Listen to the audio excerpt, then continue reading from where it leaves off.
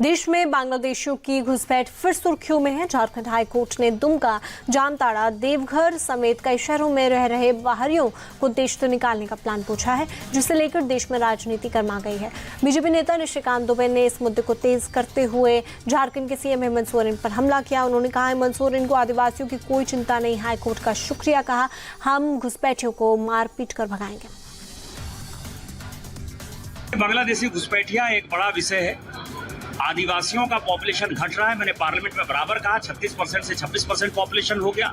आदिवासियों का बात करने वाला हेमंत सोरेन, इसको आदिवासियों की कोई चिंता नहीं है। मैं माननीय उच्च न्यायालय झारखंड उनके प्रति शुक्रगुजार हूं कि उन्होंने सुओ मोटो को संज्ञान लिया है और उन्होंने सरकार से मांगा है। और मुझे लगता है कि झारखंड हाईकोर्ट की जो दिशा चल रही है उसमें कहीं लागू हो न हो, संथाल प्रणाम में एनआरसी लागू हो जाएगा और सभी बांग्लादेशी घुसपैठियों को हम लोग यहाँ से मारपीट कर भगा देंगे। और जो आदिवासी का जमीन है, जो शादी के नाम पर जो ये लैंड जिहाद चल रहा है, आदिवासियों के जमीन को हम मुक्त कराएंगे और भारतीय जनता पार्टी की सरकार बनेगी तो इसके लिए हम कानून भी बनाएंगे।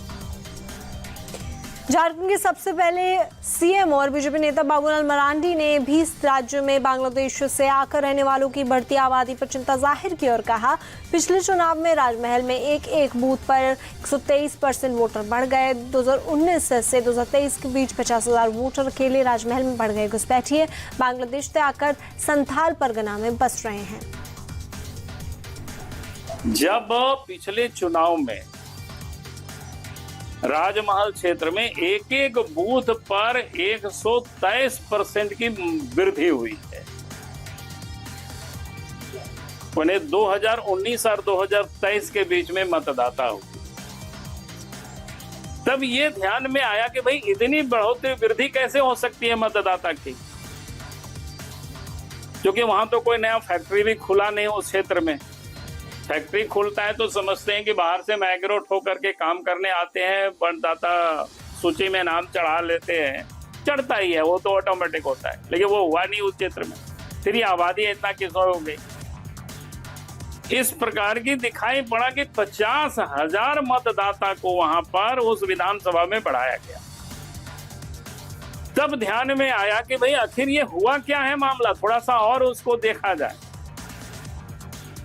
तो तब देखे बांग्लादेश से बड़ी तादाद में रोहिंग्या आए और संथाल परगना में, जो कि बंगाल से सटा हुआ बॉर्डर है, यहाँ आकर के लोग बसते चले गए।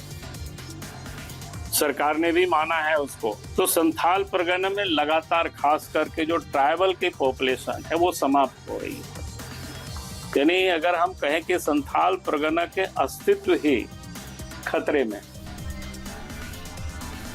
झारखंड सरकार ने मंत्री और जामताड़ा से एमएलए इरफान अंसारी ने बीजेपी पर अटैक किया और बीजेपी पर झूठ बोलने का आरोप लगाया।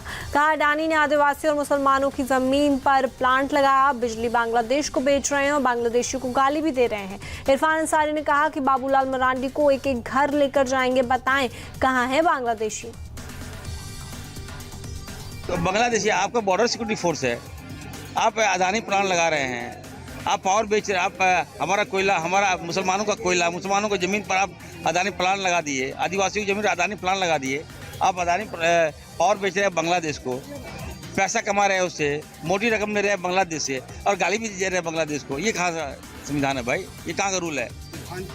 बीजेपी को कहूँगा औकात में रह के बात करो बताया, और मुसलमानों को गाली मत दिया करो, टारगेट मत क्या करो। कौन दे रहे हैं साहब? आप किसकी भाषा बोल रहे हैं? हम बाबूलाल जी बोल, बाबूलाल जी की भाषा आप क्यों बोलिएगा? पूछ रहे, क्वेश्चन दे रहे। ये लोग तो एक्सपर्ट है झूठ बोलने में। हाईकोर्ट जो बोल रहा था, फिर हाईकोर्ट ने कहा कि आप गिनिए, तो गिनने का काम किसका है? पब्लिक मूर्ख है क्या? हमारा जनता मूर्ख है क्या?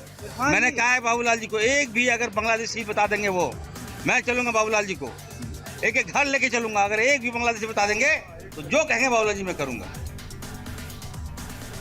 जेएमएम नेता और राजमहल से सांसद विजय हसंदा ने जनसंख्या का घटना और बढ़ना आम बताया और बीजेपी पर हमला बोला। उन्होंने कहा, अपने देश के नागरिकों को घुसपैठिया कहना गलत होगा। जो बीजेपी को वोट नहीं देते उनको बीजेपी घुसपैठिया कहने लगती है।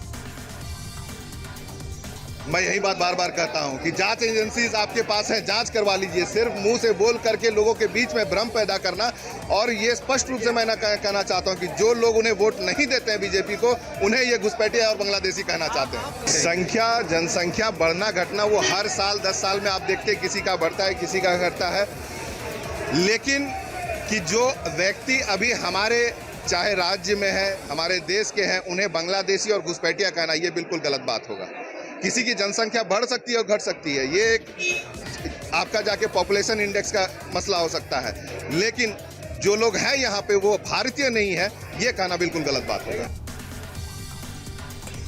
महाराष्ट्र में विधान परिषद के इलेक्शन को लेकर पॉलिटिक्स जारी है। बीजेपी विधायक प्रवीण दारेकर ने कहा, जिस तरह पिछली बार देवेंद्र फडणवीस का जादू चला था, इस बार भी वैसा ही होगा।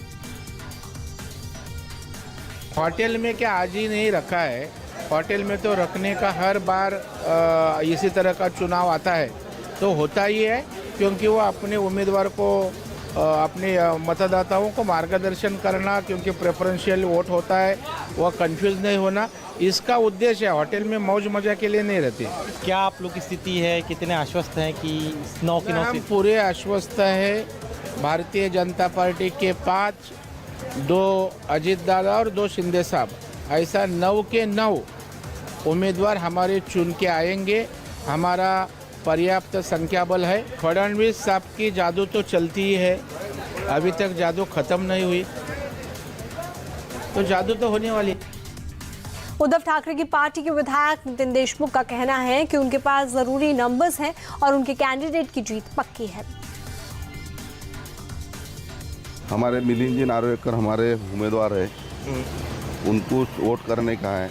आप लोग के पास नंबर्स नहीं है, ज़रूरी आंकड़े नहीं है, तो ऐसे में जो नंबर आपको और एक्स्ट्रा चाहिए उसका जुगाड़ कैसे होगा? सियासत में सब कुछ होता है। अच्छा, 2 और 2 कभी 4 नहीं होते, 6 हो जाते हैं। अच्छा, तो क्या 2 और 2 6 आप लोगों ने कर लिया है, करना बाकी है?